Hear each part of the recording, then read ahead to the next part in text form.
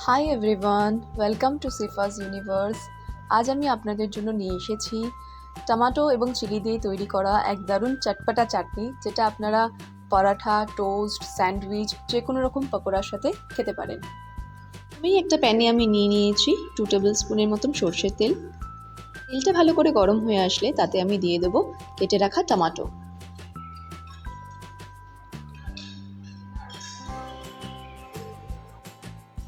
আমি এখানে 3টে মিডিয়াম সাইজের টমেটো নিয়ে নিয়েছি। এরপর এখানে আমি অ্যাড করে নিচ্ছি 4টে রসুন কোয়া, হাফ ইঞ্চির মতন আদার স্লাইস এবং 4টে কাঁচা লঙ্কা। এগুলোকে আমি খুব ভালো করে ভেজে নিচ্ছি। লো টু মিডিয়াম ফ্লেমে প্যানে এটাকে আমি নাড়াচাড়া করে নেব। এরপর আমি দিয়ে দেবো স্বাদ অনুযায়ী নুন।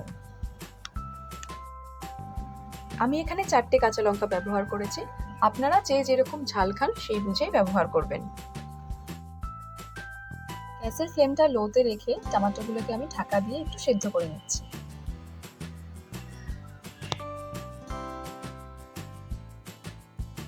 টমেটোটা খুব ভালোভাবে নরম হয়ে গেছে। এখন গ্যাসের ফ্লেমটা অফ করে দিয়ে আমি এটাকে ঠান্ডা করে নেব।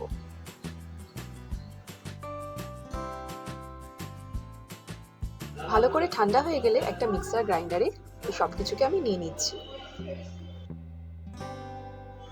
এরপর এখানে আমি দিয়ে দিচ্ছি 1 মুঠোর মতো ধনেপাতা এবং 1 টেবিল স্পুনের মতন লেবুর রস।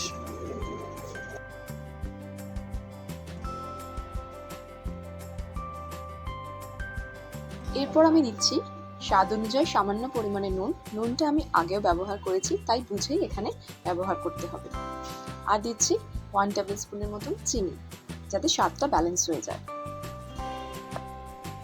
এই সমস্ত কিছু দেওয়া হয়ে গেলে মিক্সার গ্রাইন্ডারে আমি একটা স্মুথ পেস্ট বানিয়ে নেব। তৈরি হয়ে গেছে আমাদের টক ঝাল মিষ্টি দারুণ চটপটা চাটনি। এটাকে আপনারা ফ্রিজে 15 থেকে 20 দিনের মতন প্রিজার্ভ করে রাখতে পারেন। বাইরের আনহেলদি সস না কিনে আপনারা যদি বাড়িতেই এটা বানিয়ে নিতে পারেন, তাহলে সকলেই খুব হেলদি ওয়েতে এটা খেতে পারবে।